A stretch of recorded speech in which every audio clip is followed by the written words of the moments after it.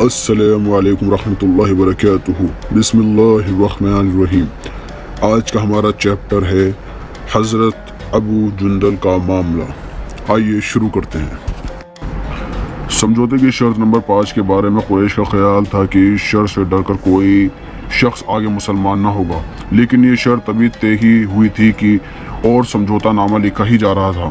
دونوں طرف سے دستخط بھی نہیں ہوئے تھے کہ سہیل بن عمرو جو مکہ کی اور سے سمجھوتا نامے پر دستخط کرنے کا اختیار رکھتا تھا کہ سامنے ابو جندل مکہ سے بھاگ کر وہاں پہنچ گئے۔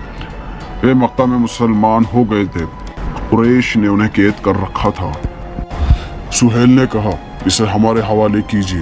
نبی صلی اللہ علیہ وسلم نے فرمایا کہ سمجھوتے نامے کے پورے ہونے پر اس کے خلافاً ہوگا، یعنی جب تک سمجھوتا نامہ پورا نہ ہو جائے اس کی شرطوں پر عمل نہیں ہو سکتا۔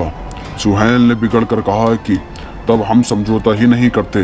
نبی صلی اللہ علیہ وسلم نے حکم دیا اور ابو جندل قریش کے سپرد کر دیے گئے۔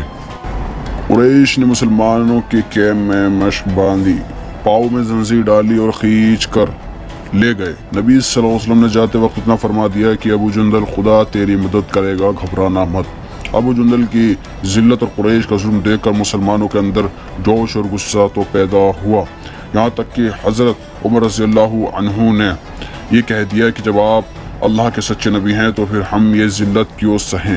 لیکن حضرت محمد صلی اللہ علیہ وسلم نے فرمایا کہ میں خدا کا پیغمبر ہوں اور اس کے حکم کے نافرمانی نہیں کر سکتا، خدا میری مدد کرے گا۔ غرض یہ کہ سمجھوتا مکمل ہوا۔ ابو جندل کو سمجھوتے کی شرط کے مطابق واپس ہونا پڑا اور اسلام کے فداکاروں نے رسول کے اطاعت کا کڑا امتحان پاس کر لیا۔ امید ہے آپ کو میری ویڈیو بھی پسند آئے گی۔ اس کو لائک، شیئر اور چینل کو سبسکرائب ضرور کریں۔ انشاءاللہ اگلی ویڈیو آپ سے پھر ملاقات ہوگی۔ اپنا خیال رکھیے گا۔ اللہ حافظ۔